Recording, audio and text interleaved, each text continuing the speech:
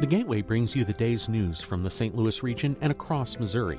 It also includes stories from the Illinois side of the river and our Metro East reporter, Will Bauer. In Alton, in Belleville, in East St. Louis, in Edwardsville, in Cahokia Heights, at Scott Air Force Base, I'm Will Bauer. St. Louis Public Radio. Listen to reports from Will and all of our journalists weekdays on the Gateway, on the STLPR app, and wherever you get podcasts.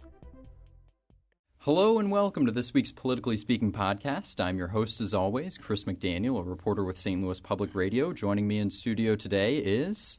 Joe Manis with the St. Louis Beacon. Jason Rosenbaum with the St. Louis Beacon. And a longtime listener, but a first-time guest. That's right, John Lamping, State Senator. So, Senator, tell us a little bit about yourself. Sure. I was born and raised here in St. Louis and went to school out east. And Where out east? I went to Princeton, and I have a master's degree from NYU, and then stayed in the East Coast for about 10 years working in the financial service area. Met my wife there. I'm married 25 years. In the early 90s, we had 3 children, and by the mid to late 90s, decided to bring them back to St. Louis to raise them here. The early 2000s, we adopted 3 more kids, so I've got 6 children. When I came back to St. Louis, I immediately got involved in lots of community things, and as time went on, I got involved in more and more of those things. And kind of how I ended up in political office is kind of in the 2008 election cycle that all went on, and I went to school with Michelle Obama. She's a classmate of mine, and my In a law school? No, undergraduate. She's at Princeton. Undergraduate, yeah. right. So she and I were at Princeton together. And then my roommate was from Chicago, and there was a network, African American guy from Chicago, and then two of my. Do you have any good stories about? No, Michelle she's pretty Obama? boring. Oh. And then 2 of my roommates went to law school with Barack Obama. So with that election cycle, that was my generation. It was very, it was personal. One of my roommates, really worked hard to support President Obama. And I was doing all this community service, and most of it was, at-risk youth and in the city here, and we weren't making a lot of headway. And so I thought, well, maybe I'll volunteer for public policy service. And so I knew enough people in the Republican Party to kind of convene a meeting in the early part of 2009, and I just said, look, I'll volunteer to run for an office. And they had me contemplate a couple of different offices, and ultimately we came to the determination that I would run for this office. And that's how I ended up in politics, and I was elected, and I just finished my 3rd year of service. So when you look at, you said you're in your 3rd year of service, what do you think of politics, just in general? Now that you're in the middle of it. Oh, I think there's a lot of reforms that are necessary for it to be a more productive process, a more productive thing. I think that the average person, I'm the average person prior to getting into politics, they just have their head down and they're focusing on their lives, their career, their family, their community, and they're trusting government to go do its thing, and they trust in it to be effective and to be there for the right reasons. And someone with a business background would come into the General Assembly and say, well, oh my God, there's so many simple reforms we could make to make this a more productive process. There's a complete lack of understanding of what goes on in Jefferson City in amongst the community of people. I think that's definitely true. And it's something I'm not. It's media is what media is. There's only a certain amount of space dedicated to state politics. So there's a real challenge to try to get an understanding out to the community. The individual legislators don't really have much of a platform or a podium. In my time in office, we've had 3 years with Governor Nixon, who for the most part has not tried to push policy ideas from his podium. He has got a very big podium. So there's a lot of reforms that could happen. I'm not necessarily optimistic that they will, because you have to kind of reform ourselves. And for the most part, I'd say most of my colleagues are just fine with the way the system is. Now, you're kind of a rarity in the Missouri Senate. You didn't come from the House. Mm-hmm. I don't think you ever even worked in the executive branch or somebody else. How does that change your perspective on legislating? Just not coming. This is your first office, and does it make you more willing to do things that kind of push against the status quo a little bit? Like, how does that kind of affect your legislating mentality? Well, yeah, I really took the first year to watch and listen and learn and get an understanding of what can or can't happen. And it's when you win an election in November, within 60 days you're in the General Assembly, and you don't have a lot of time to kind of distill your thoughts. But ever since then, I've had lots of ideas that I think should go forward, And I'm not optimistic in that this reform can actually happen from within. So you've seen examples of legislation I filed to reduce the time in session, so to go from an 18-week session to a 12-week session, things like that. Combine offices, lieutenant governor's office with the governor's office. Yeah, go ahead and talk a bit more about that, since this seems to be your big focus right now. Well, I mean, it has been my focus. Again, I don't know that there's just not a willingness to do it. 18 weeks to 12 weeks is simple. There's more than enough time to get done what we need to get done in 12 weeks. You look at states the similar size as ours, Virginia, they go 8 weeks. And Texas is in the news right now, but Texas, they meet every other year for 90 days. And they have special sessions like they're in right now. But nonetheless, there's really no reason why Missouri should be meeting as long as they can. And so a lot that I hear from constituents, and really I think in the press too, is there's all kinds of bills that people will say, this is a crazy bill, this is a crazy conservative bill, crazy liberal bill, and why was it filed and why was it heard? Well, partly because we have a lot of time. There's more than enough time. People will say, the General Assembly ran out of time, this bill didn't pass because it ran out of time. Well, that's just not true. You two guys are veterans down there. Bills don't not pass because they run out of time. Right. And so I think this year I was very pleased by the fact that we worked very hard. So the pace of the Senate was very different. It's my understanding that we spent more hours on the floor of any Senate that Republicans have had the majority for a little bit over 10 years, and we spent more time on the floor this year than ever before. We considered more ideas than ever before. Senator Richards is to be commended for that. I kid him and tease him all the time, but let's get back on the floor, let's get out there. And when I supported Senator Richards in his race for a floor leader, and I made specific note of how many times in the first 2 years we would, come into session at 4 o'clock on Monday and be out at 5 o'clock on Monday, and how it was a waste of everybody's time. So things like that. I think that the process could easily be refined, but it will require a very large podium by somebody outside the chamber, because there's not a desire to reform itself. I mean, is the governor even in a position to do that, just playing devil's advocate, since he's a Democrat and the Republicans control both chambers of the General Assembly? I think a Democratic governor could. I think this Democratic governor can't. He's in his fifth year, and he has consistently not tried to lead on just about anything. And not have a legislative agenda. I look at the governor. One of the things I was surprised the most by is how important that executive branch is to state government. You look at states all around the country. In New Jersey, for example, you've got a Republican governor and a Democratic legislature. Or you look at states that have mixed government. States that are going hard in one direction. California maybe is going hard to the kind of the center left. States going hard to the right. Kansas City's going kind of hard to the center right. They're all being led by governors. They're not being led by the General Assembly. And we have a situation where this governor, he just protects interest. He does not lead. I sat down with Governor Daniels a week before he left office to go become the president of Purdue. Oh, you're talking about the former governor of Indiana. This is just for our listeners. Right, yeah. Mm-hmm. And I knew this guy. I'd read some of his books, but that he had a legislative agenda. He was in office 8 years. Every year he had a legislative agenda. The General Assembly, the first 2 years of his time in office, was a mixed government. House was Democratic, Senate was Republican. He gave his acceptance speech his first year, walked off the podium, walked into the Capitol, and he had found sponsors for 70 bills in both the House and the Senate. And each single year he had a legislative agenda, and he committed himself to working with the General Assembly to move Indiana in a direction. That's not what we have in Missouri.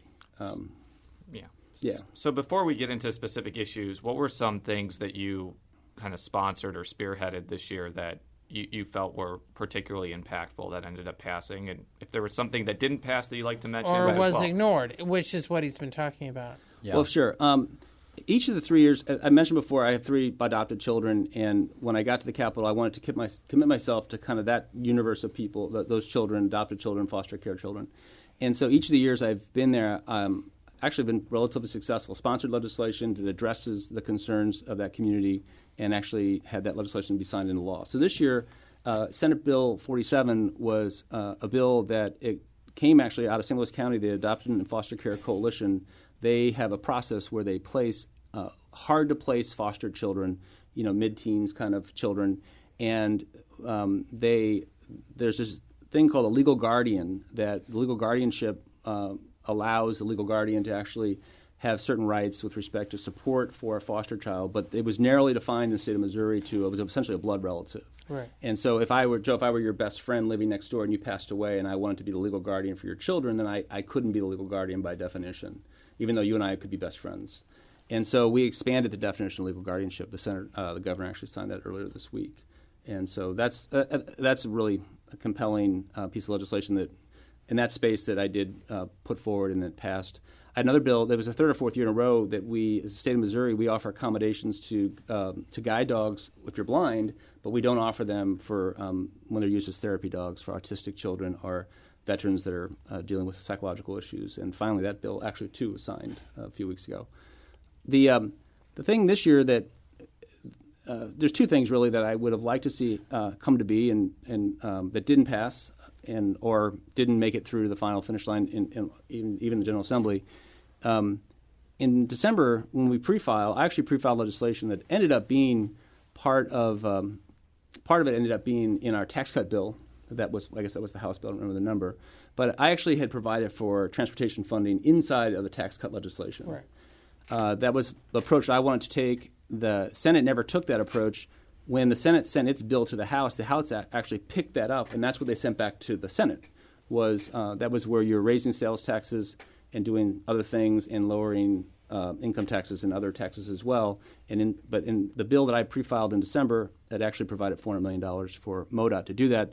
What the House sent back had about $300 million for MoDOT to fund their needs. And so I would say that my single biggest disappointment was the fact that that was not the approach that we took to find a solution for transportation funding, as well as have that be part of what ended up being our tax cut bill. Now, you came under a lot of fire or pressure on the filibuster that you helped lead on blocking the transportation tax approach that you proposed, which was the 1 cent increase in the sales tax that was supposed to just be for 10 years. I know that the RCGA and some of the others major business groups were calling people after the first round of the filibuster and who were pretty upset with you. I'd be interested in your philosophy and why you decided that it was an issue that you needed to really stand up for, and B, what's been the fallout? Well, sure. Just again for your listeners, so Missouri state tax is 4.225%. So the proposal was to raise it 1 full percent. Missourians pay in about $8 billion of discretionary monies. I mean, that's essentially what we pay in. A lot of the monies we pay in are dollars that are targeted dollars that are matched by federal programs. So we have about $8 billion in revenues. We have a 4% sales tax, and the proposal was to raise it 1%, so almost 25% increase the state sales tax, as well as this would generate $800 million in new taxes. So it would be increasing our taxes in the state of Missouri by 10%. And what I mentioned earlier, I had in legislation that I filed and the House worked through, and people that were pushing for this $800 million in increased taxes. In meetings I had with them, I said, well, I can get you $200 million. We can get you $300 million. We can get you $400 million. They said, well, we don't want that. We want $800 million. We want the largest tax increase in the history of the state. And they were dead set on that. So we voted that bill out of the Senate the Thursday before spring break, so early in March. It had 10 no Republican votes and sent it to the House. And I will be honest with you, I thought we would never see it again. That the House holds itself out to be this very conservative bastion, and the legislation that they send to us, things like tort reform and labor union reform, those things get kind of bogged down in the Senate. In the House, they push those things right out. They pass them. I saw the Speaker talked about he's going to pass right to work this year in the House. So I was quite certain that I don't know how will that get out of the Senate though. But my point is to say is when the Senate sent when 10 Republicans voted against this largest tax increase in the history of the state, I thought, well, we'll never see this again. There's no way that the House will take this up, pass it, or take this up, amend it, and pass it and send it back to us. So that's exactly what they did. And I think myself as well as the proponents, what I heard behind in the grapevine is 6 weeks out, meaning 6 weeks left to go, that there wasn't even a thought that they would get it out of the House, and they had not lobbied up completely, and then they did just that. They lobbied up and they got it over.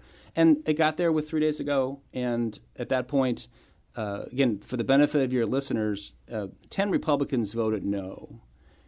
and I've been there 3 years, and I've never seen a bill that 10 Republicans vote no on that ultimately goes and passes. Mm-hmm. And each one of those 10 Republicans knows that they can vote no and tell everybody, oh, I'm against it. I voted no. But they also know that they could stop the bill, too. Yeah. And at the end of the day, that was what should have been done. I thought the House would have stopped it, never sent it back. But at the end of the day, that's what 3 or 4 of us did. And it wasn't even a dramatic filibuster. We only spoke for... How long was it? It was 4 or 5 hours. It was, Yeah. But it was. And it wasn't just you. It was also Rob Schaff of St. Joseph, Ed Emery of Lamar, and did Paul Lavoda get involved near the end? Well, here's what the issue is. He's a Democrat. It was a Democrat. Well, there's 10 Republicans that voted no. Yeah. So it's when we have seen filibusters in the past, and later on the filibuster occurred on the tax credit bill. The tax credit bill, there's only 5 or 6 Republicans that are against new tax credits, but this was a situation where 10 Republicans voted against it, and I actually. I won't name names on the Democratic side. Was it because of the size of it? Oh, it was everything. It was everything. Well, for example, in the state of Virginia, where you've got a Republican governor and you have a Republican General Assembly, they spent 3 years, and I was on a radio show in Columbia with Senator McKenna, not Ryan, but his father, who was pushing for this tax. And we talked about the pie, and I said, well, look, here's what I want to do. I want to figure out how to reallocate monies inside the state budget today. And again, in the legislation I proposed, it was to move $200 or $300 million over to transportation. And where was it going to come from? Well, it was going to be where we're going to raise the sales tax 2/10, 3/10, 4/10, some number that we would settle upon, and we would do it inside of the tax cut bill such that it would be revenue neutral, so it would be Hancock neutral, and wouldn't have a vote of the people. We would actually be leading on this issue, not asking the citizens to lead. And that's what they did in Virginia. So Virginia spent 3 years trying to they pulled money out of the pie and they sent it to transportation. At the end of the 3 years, the Republican governor, said, look, we've done all we can. I propose a 6/10 sales tax increase for the next 5 years to finish the job on funding infrastructure. Well, we didn't do the first part of that. We've never done the first part of that. There's been no effort in these last 3 years to reallocate resources in the pie. We went straight for a 10% increase on tax revenues. So if we went through a period this year or the last 2 years or the next year, and there's no doubt we can find $200 or $300 million and send it to MoDOT to start the process. On the radio show in Columbia, Senator McKenna said, well, quarter sales tax increase, that won't get you anything. Well, I beg to differ. A quarter sales tax increase is $200 million. You can bond against it almost 2 to 1. It would allow for a $1 billion project to take place. I think in this example of this 1% sales tax increase, the outside forces, they thought they had the opportunity, and they probably still do think they have the opportunity to get that $8 billion over 10 years, which, again, the funding ratios are the same. They could bond that cash flow to where they're building a significant number of projects. So that's kind of how the whole transportation thing went down. Now, you just mentioned there you kind of have a different perspective on tax credits, kind of as an awkward segue to that. Tell me kind of about your perspective. I know that there's been generally a intractable conflict between the House and the Senate, especially on historic preservation and low income.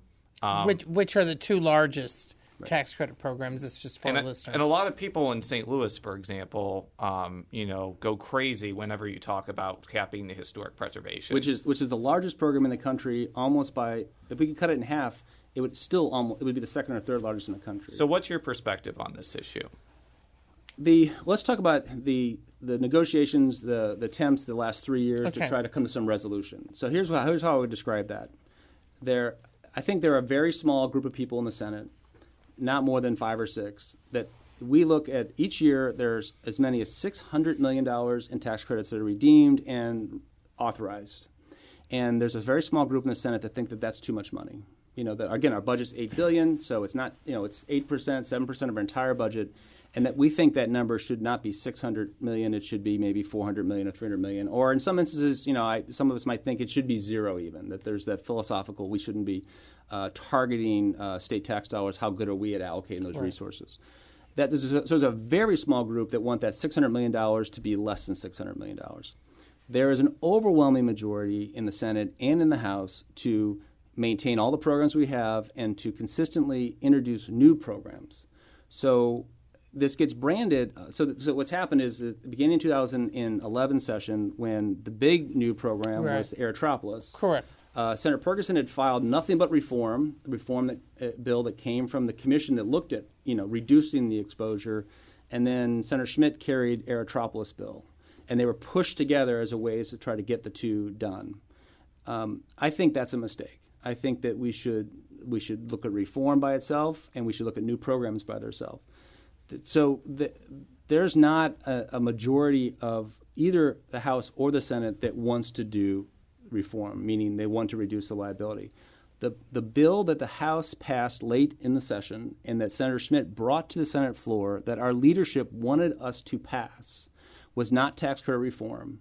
It actually spent more money the first 7 years than it did cut tax credits. So this has been another one of those issues where it's very complex. There's a lot of moving parts. The public back home doesn't have it's hard enough in the building to understand what the heck's going on this issue.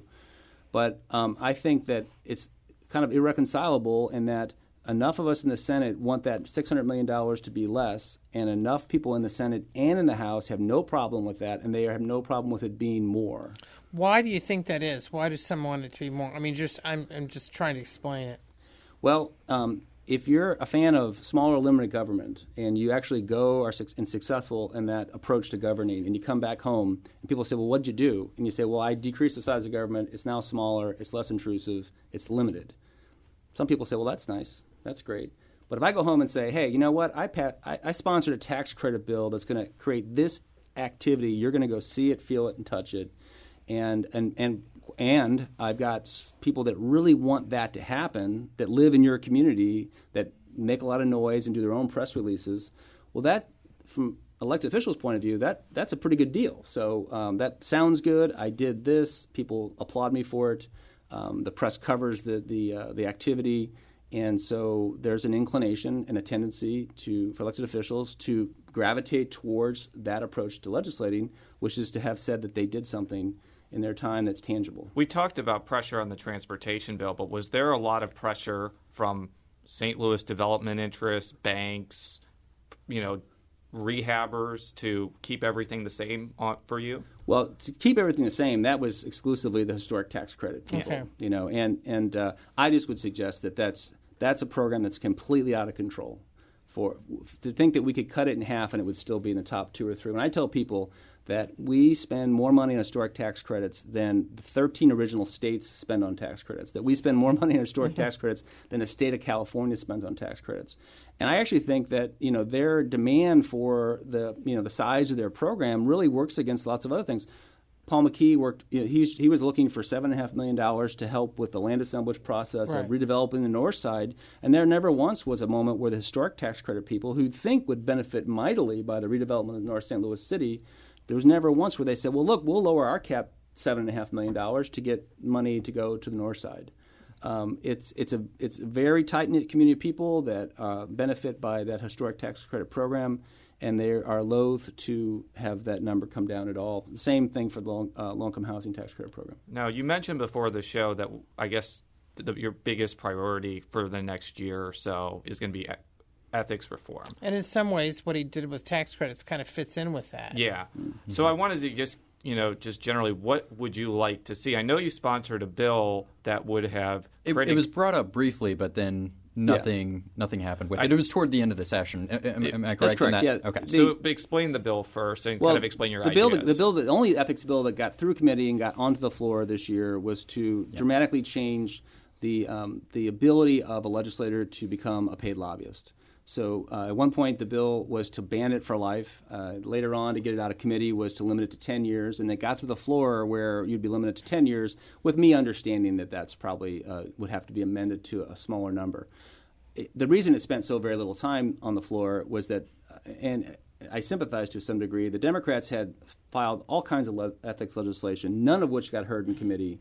And here it was with maybe 8 weeks to go. It was not super late, but here was their first opportunity to stand up and be heard on the bills that they had filed. And I went over to the minority leader. They started talking, and I said, look, if you want to get what I propose done, then you need to withdraw these amendments because we're not going to take any of these. This is not going to be the comprehensive ethics bill. And some of the amendments that they were throwing out were it was banned on like lobbyist gifts and things like that. Lobbyist gifts. It was campaign contribution. It was right. When you use the word ethics reform, it is a very wide, broad spectrum of ideas. And I know that you have not taken any lobbyist gifts. You're in that small club, basically, of people that refuse to take them. I would say that I'm in the tiniest of clubs in that it's the policy that I had from day one, and when a lobbyist will put in for an expense, which can't happen if you go to some group meeting or, I had one lobbyist, I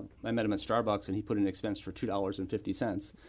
I actually write a personal check back to the lobbyist. So there's been some of the legislators have adopted this process of reimbursing the lobbyists with their campaign money, contribution, which there's some issue. That's an ethics issue, actually. Yes. But no, there's a very small group of us. I think Senator Sifton actually that's his approach too. Yes. So for 2000 after watching 2011 and then thinking we should do ethics reform in 2012. We've got a lot of kind of veterans in our caucus, and they have been through these ethics reform wars, and they have no energy for it and no desire to do it. As my first 3 years, I went from maybe 6 or 7 bills to this year. I think I had filed as many as 40 bills, and now my focus for next year. You will not see me file more than 2 or 3 pieces of legislation. And in the off season, in particular the last 2 years, I've spent a lot of time with my colleagues.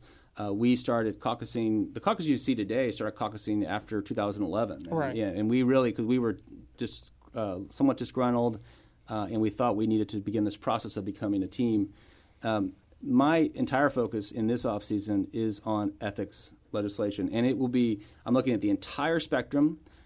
You can expect me to file both a legislative fix as well as a ballot initiative fix.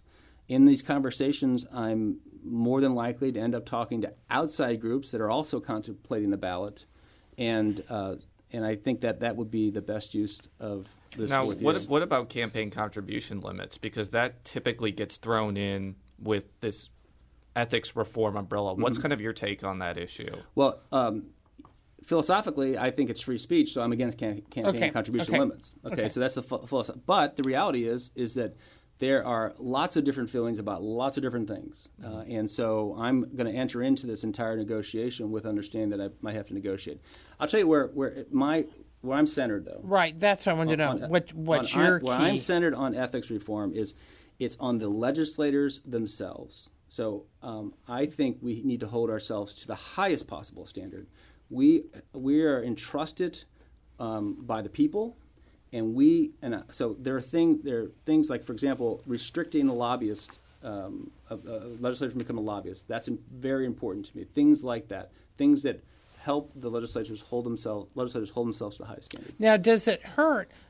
Just so our listeners know that many of those lobbyists are former legislators. I mean, when I go up to the Capitol, a lot of the people who I've known from previous years are out in the halls, so I can run out there and ask them this, that, and the other. Does it make it more difficult because many of these lobbyists are former legislators, and because of term limits, you've got some of your colleagues who may be looking at joining them and maybe making as much or more money as they make now? Multiples of what they make now. Okay, I mean, is that one of the problems in trying to get it through? It's earlier we spoke about reforming itself. Right. That will be the challenge, and that's why I will be legislating. I will be trying to do a ballot initiative, and then I will likely coordinate my efforts with, or at least understand what other ballot initiative people are thinking. So I wanted to touch on this very briefly because he showed me the clock. We've gotten very freewheeling as always. In 2010, you won a very close race against former St. Louis County Councilwoman Barbara Frazier. I think you won by 100 or 200 votes or something like that. A little bit over 100 votes, correct. And there's already a Democrat who has thrown her hat into the ring.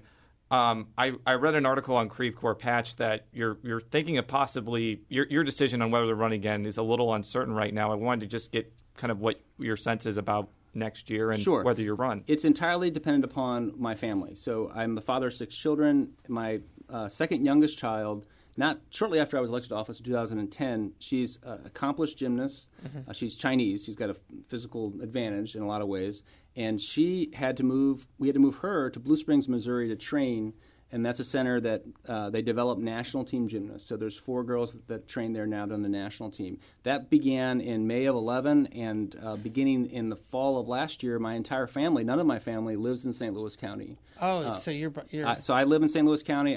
My work requires me to be here. I'm kind of here Monday through Friday. Right. And I go back and forth to Kansas City for the weekend. When we're in session, I go back and forth to Jeff City from Monday to Thursday, and then I go back and forth to Kansas City on the weekends. And so the decision we're going to make as a family, it'll happen in the fall when we know where our family is likely to live in 2014 to 2015.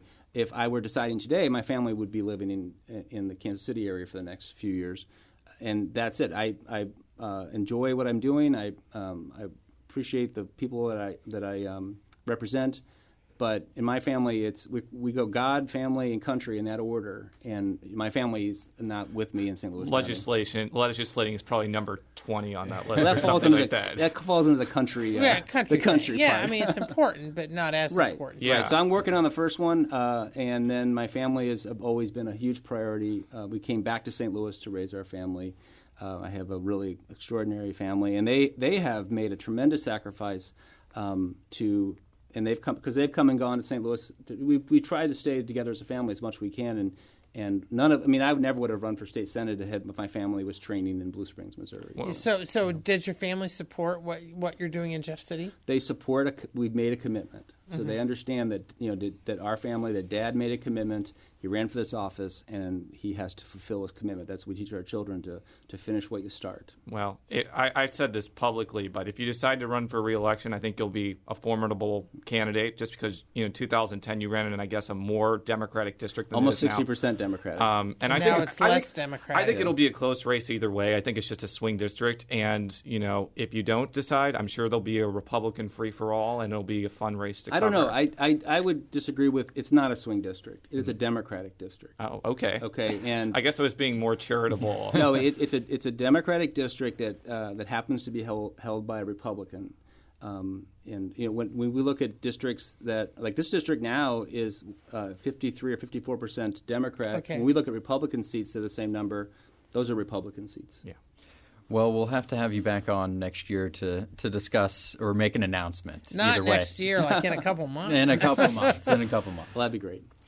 Well, that should just about do it for this show. We have to get out of the studio, I believe. But you can read all of my stories at stlpublicradio.org. You can read all of Joe and Jason's stories at stlbeacon.org.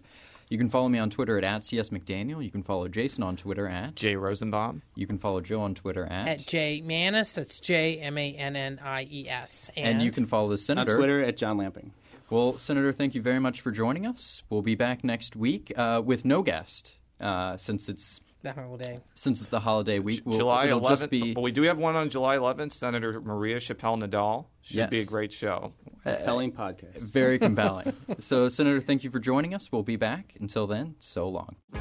If you have a smart speaker, you have access to the entire world of NPR and St. Louis Public Radio. All the latest news and all the captivating stories. Activate our voices with yours by telling your smart speaker to play St. Louis Public Radio.